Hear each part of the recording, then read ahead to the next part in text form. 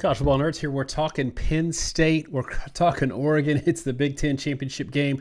Got maybe a participant in this one we weren't expecting, and we're excited to talk ball with y'all. I got Josh with me. He's going to get nerdy with y'all as well. And let's just get into it. This game is interesting because here's what I love about it. It gives us context that we otherwise wouldn't have had if chalk held going into the playoffs. Look, Penn State is a playoff team, whether they win this game, whether they lose this game. But what's super interesting to me is, we had this not only conference isolation where we didn't have a lot of teams venturing out of conference, but within the conferences, the best teams, and it's not just the Big Ten, a lot of others, ACC, SEC, Texas didn't play a lot outside, venturing out as well. We didn't have a lot of the best teams playing one another in the Big Ten. And I love that Penn State is now going to get to play another one outside of that Ohio State team and kind of see what they're made of. And Josh, I'm not sure that in a lot of ways Penn State doesn't maybe pose a different challenge for Oregon that might be a little bit tougher just based on purely on matchups alone and the fact that they haven't played them. They already played Ohio State. Josh, if we're going to start this, give me one matchup area that you think Penn State might pose a challenge that Ohio State might not have to Oregon. I think the biggest thing that flashes to me with Oregon is they're highly disruptive in their fronts, but they're not overly big and physical. And so as good as that defense is, there have been a couple times this season, the Boise game being the largest one, where teams are able to lean on Oregon a little bit and have some success running the football. And so when you think about Penn State and what they are, we've got a lot of back and forth with you Penn State fans about Drew Allar, whether or not he's an elite quarterback, not an elite quarterback. Look, let's move on from that aspect of it, and let's just deal with the reality that Penn State is definitely an elite rushing attack. They've got a two-headed tandem of backs. They can come at you hard. They've been successful in most every game. And when you look at Oregon, even in some games where they won by a good margin, they gave up 4 yards per carry to Illinois. They gave up over 5 yards a carry to Purdue, 4.3 yards per carry, 141 rushing to Ohio State. Boise State game, everybody knows that G&T is a hard guy to stop, but 221 yards, 6.7 yards per carry. Wisconsin, over 100 yards rushing. There's a lot of reason to believe that you can run on Oregon. And we talk a lot, Daniel, about these big games with elite defenses. The top defenses historically, when you're talking about, whoever it is, like 2016 Alabama, 2018, 2019 Ohio State, those defenses generally can stop you from running the football if they want to at this level. In the college game, defenses that are big and physical and super deep and talented can dedicate themselves to the run and stop it. Oregon has shown themselves to be highly disruptive. They're a much more modern style of offense. They've done really well against modern teams. I think they're a threat to some of the more explosive passing teams and explosive offenses. And I will say Penn State's a pretty modern style of offense. But I do think there's a bit of an edge there if you're asking for me to give you an edge for Penn State. And that I do think Penn State can have some real success running the football. And if Penn State can run the football, then suddenly a lot of what Penn State wants to do, using Tyler Warren, it's going to be opened up, right? Because, I'm going to turn around and, like we always do, give a little bit of a negative. I don't know that Penn State has this great stable of wide receivers. I don't know if they're built the same way Ohio State is, where it feels like every time Ohio State gets the ball 15 yards past the line of scrimmage, it's a big play because they've got NFL talent just everywhere you look. Penn State is good in those areas, but they're not first rounder everywhere. They want to be running the football. They want to be complementing it with Warren. And I do think Oregon is the kind of defense that, as good as they are, as athletic as they are, as disruptive as they are, they're maybe susceptible to being just sort of, lack of a better word, punched in the mouth, but more just grind out, march down the field. Frankly, Daniel, that's something we've seen with Alabama and Georgia this year and a lot of teams in the SEC. Teams often struggle versus this physical style of football because everybody's modernized. They're built to stop the RPO, which Oregon is. That was built to stop Ohio State. I'm not sure that being built to stop Ohio State means you're built to stop Penn State. We're talking about conference championship games. We're talking about playoff games. We're talking about the fact that this is the first year ever that teams are going to be hosting these games at home, probably higher ticket allotments. We've got a partner, a sponsor on this one that's going to help you find those tickets. It's SeatGeek. Josh, why don't you let us know what SeatGeek's got going on? If you want to go out there and find a way to go watch the first year ever with home game, playoff games, go to South Bend, go to Happy Valley. SeatGeek is the #1 rated app on the internet for finding tickets. 28 million downloads, 70,000 events, anything from sports to music. If you go to the app, you can see everything they've got to offer. You can look at all the different events in your area. And if you think college football playoff, I mean, right here, anything you want to go to, they've got all the different events, all the different venues. SeatGeek, go look for the green dot. They rate the seats best to worst, 1 through 10. Green means good, red means bad. It's a great app and a great way to go see ball games.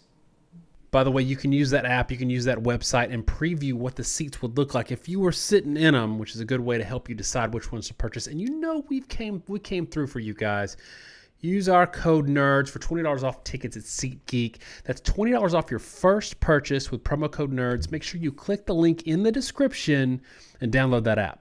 So let's talk a little bit about style of play and how these games play out. One of the more interesting things that we like to discuss is here's what we think the score is going to be, but if the game plays like this, who does it favor? If you just look at that Ohio State game, that was a 20-13 game. It was a grindy type of game.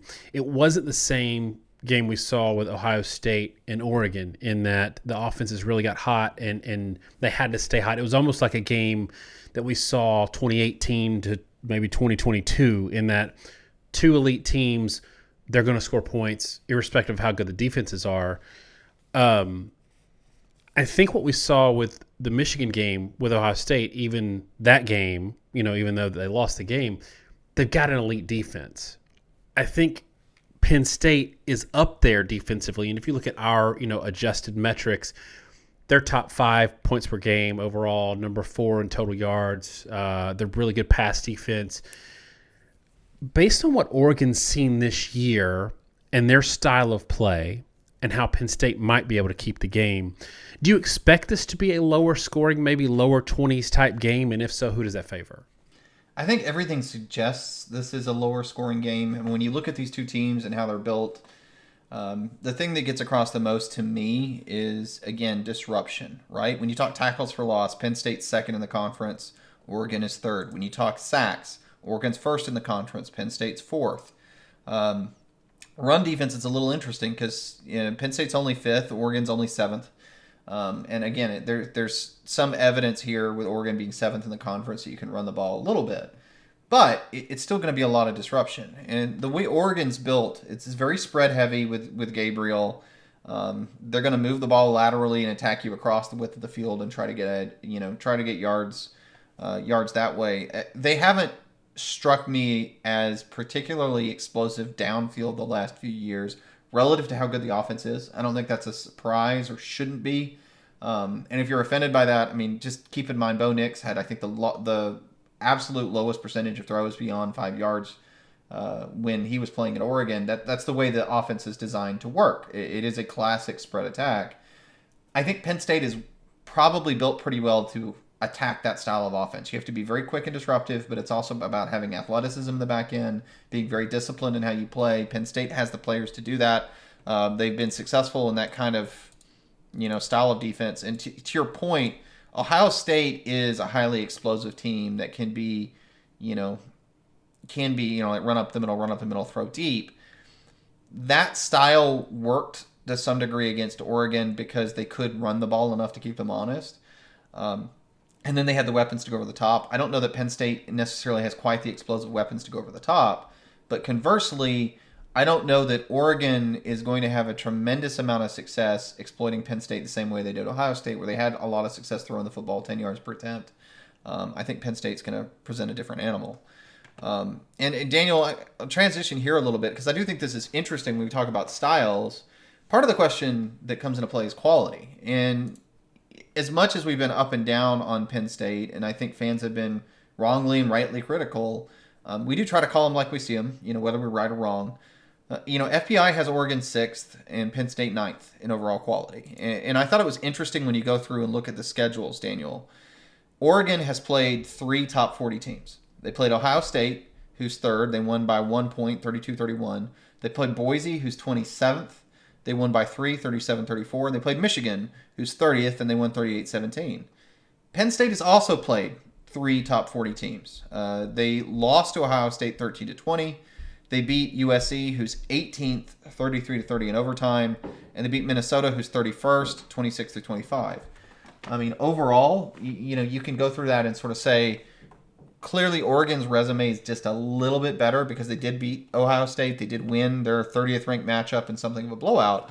But Daniel, I think it's interesting that it's not that divergent. Both having three top 40 games, both being in the same ballpark with who they played and the quality of teams, both being in the same general ballpark, I think, for the quality of performance. And again, when we're talking projections for who's going to win a game, I don't really care what your records are. I don't really care if you won or lost. I care about how you played because I'm talking about how quality good you are as a football team. That's all that matters in who's going to win a future game. The fact that you're 10-2, or Illinois is an example that gets brought up all the time. They're 9-3. They lost the only good teams they played. They beat Purdue in overtime. They've not looked good in their other games against a lot of bad opponents.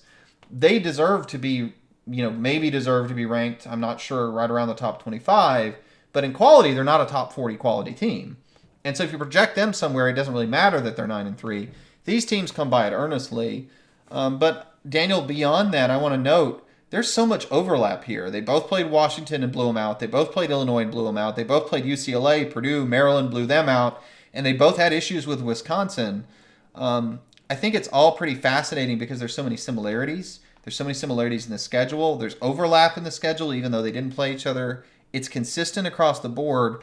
And to your point, Daniel, it's a little bit of a litmus test, too, because as much as we talk about the Big Ten being sort of top-heavy, not having a lot of relations, the scheduling issue that the Big Ten created, you can't blame Oregon or Penn State for this. Oregon played 2 of the 7 other top 40 teams in the Big Ten. Penn State only played 3 of the 7 top 40 teams. So, when you played less than half of the other top teams in the conference, it's so hard to get a handle on who they are. And if you're either team in this matchup, I think you have an argument to say we're actually a lot better than the other. We just haven't had a chance to prove it. But, on paper, Daniel, these teams are actually pretty evenly matched. Yeah, I think that a lot of people will look at something like that Minnesota game and say, this is a tight game. Penn State sucks. Yeah, that's what I heard a lot in kind of SEC world, where they're trying to make excuses for a team to drop or that they don't belong. I flagged that game as being a tough one going into it, and it very much reminded me of a lot of the tougher games in the SEC this year. That it's not a brand name, but it's a really tough team. If you actually watch Minnesota play, and you don't just look at records, Minnesota in our 1 through 133, 134, they're 37th, just a few spots behind Boise, who's at 33rd. They're right behind, they're 2 spots behind Auburn. And we know, we've talked at length about how Auburn is one of those teams that they're a lot better than their record. So that's what's tough here in the Big Ten, because, again, they didn't do a lot outside of their conference. Penn State, not their fault. They played West Virginia. West Virginia was supposed to be decent this year. They were not.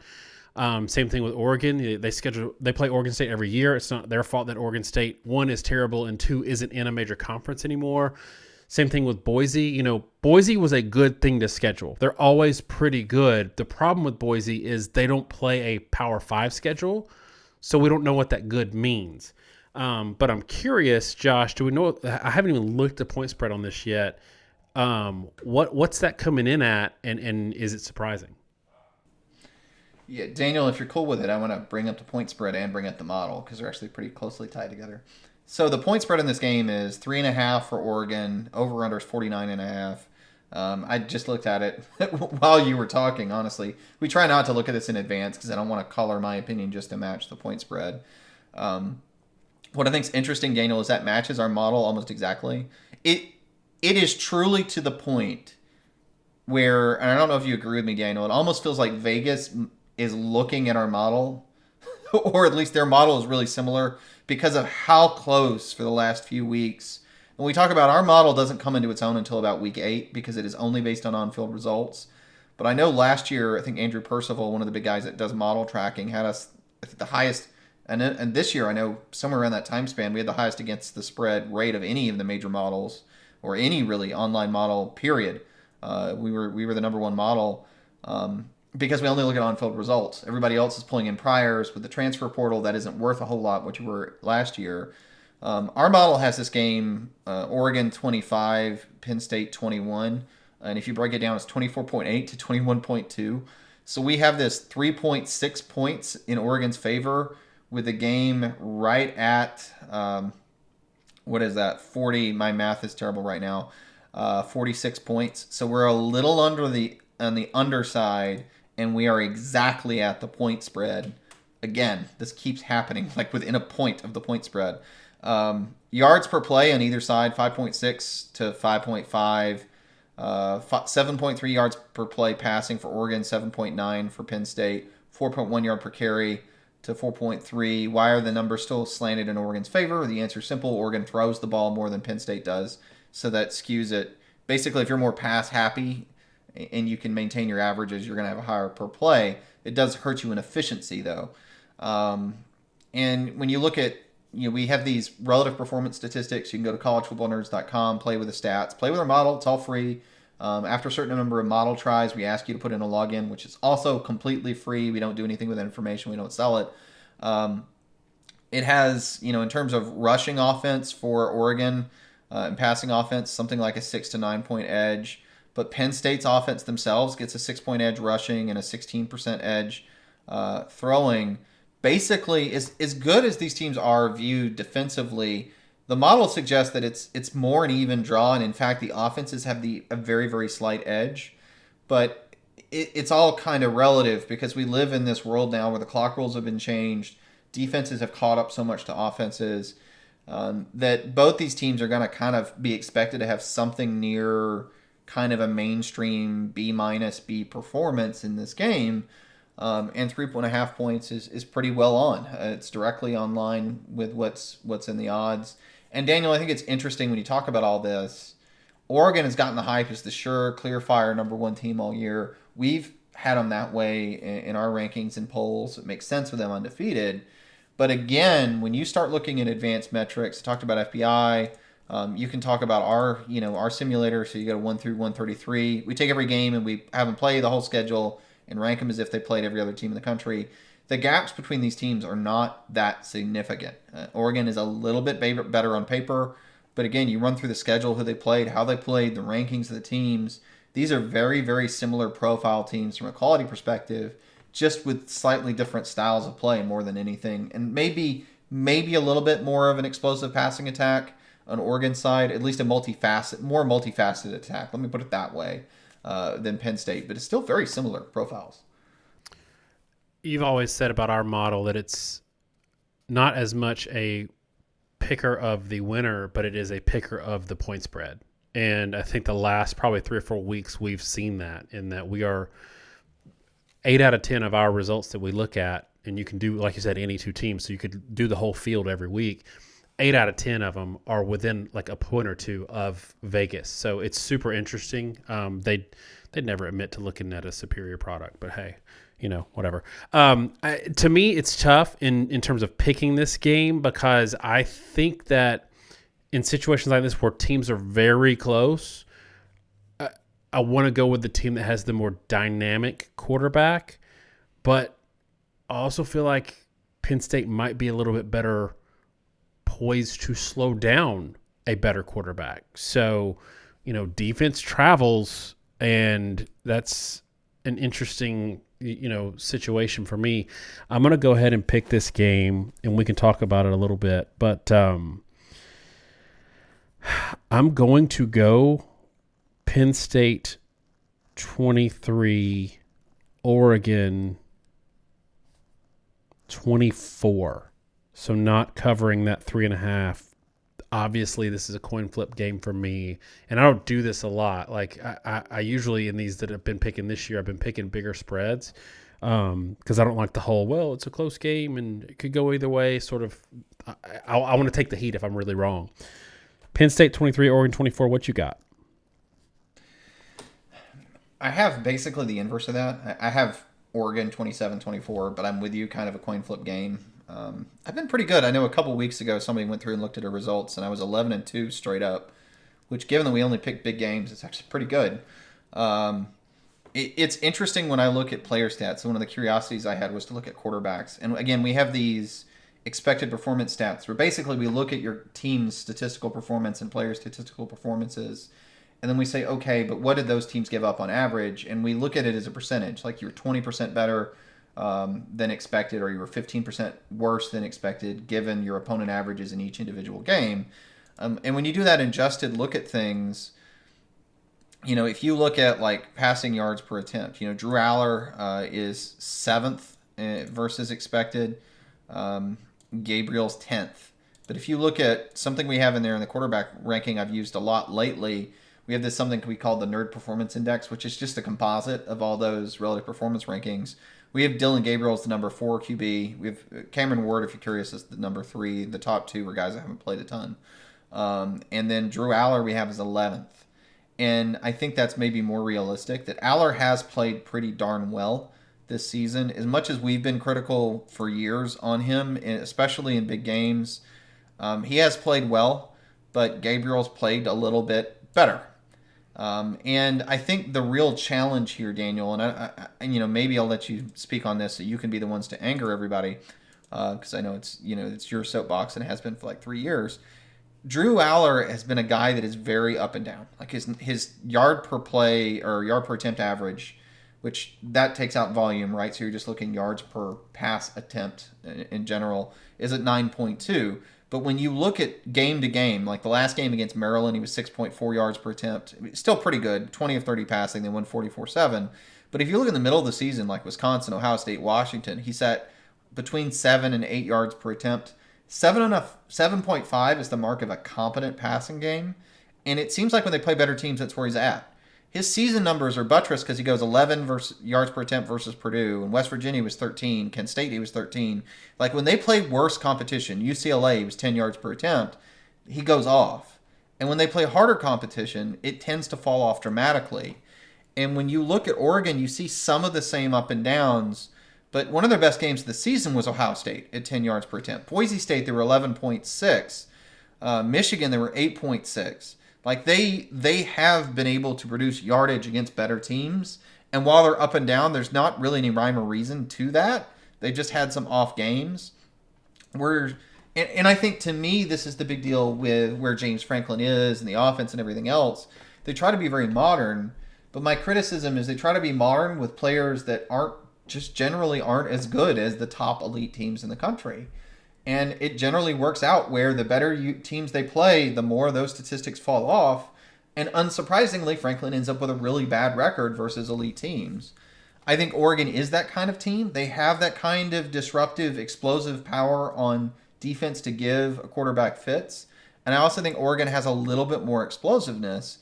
So I do think this is another game where Penn State maybe looks closer than they have at times.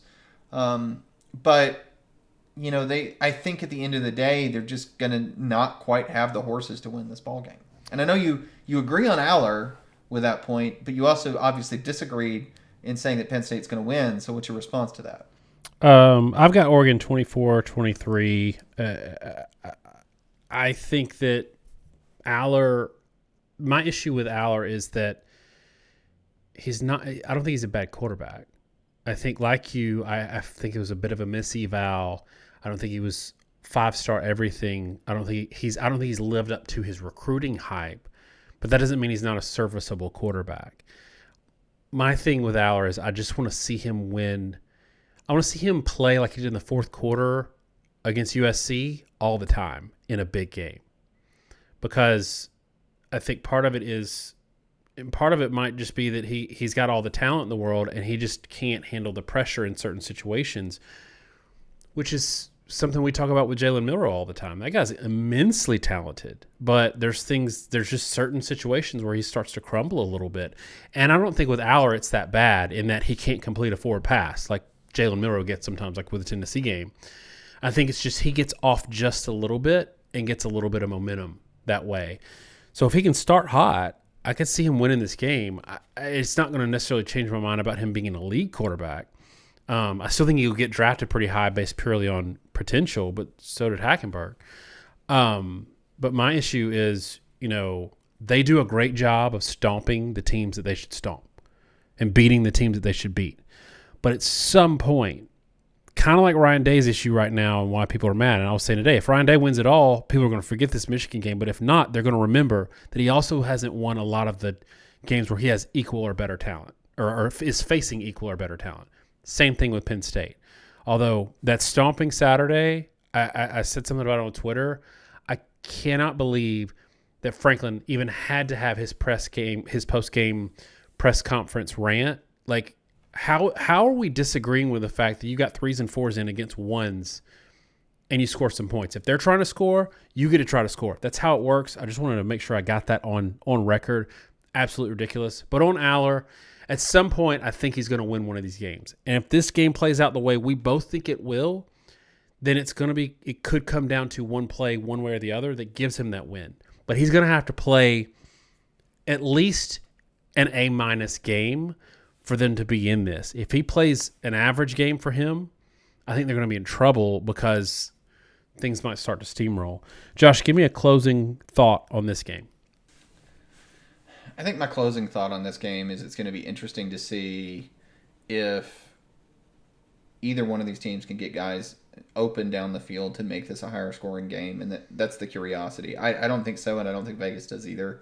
And the second thought I have, Daniel, is there's an interesting question too of what's going to happen to the rankings to the loser, because the conversation has been, do you punish a team for making it into the conference championship game? And if Penn State loses this game, they will have lost to the 2 top 15 teams they played, right? But, on the other hand, they're in this game because Ohio State screwed up and lost to Michigan. And I think the loss to Michigan has to matter more. So I don't think you can drop Penn State behind Ohio State because they lost in the conference championship game that Ohio State didn't have the right to play in. I do think it gets more complicated, Daniel, when you start comparing, say, Penn State to Notre Dame. Because Notre Dame may be sitting at home because they're not in a conference, but they did beat Texas A&M, and they have the horrible loss to Northern Illinois.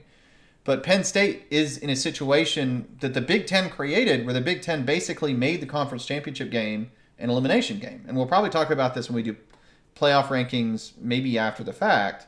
But in the olden days, I talked about there's only one 2-loss Big Ten East or SEC West team that ever didn't make the top 12. That was Alabama in 2019. There were a lot of Big Ten West teams that were 2 losses, particularly Iowa multiple times, that did not make a top 12.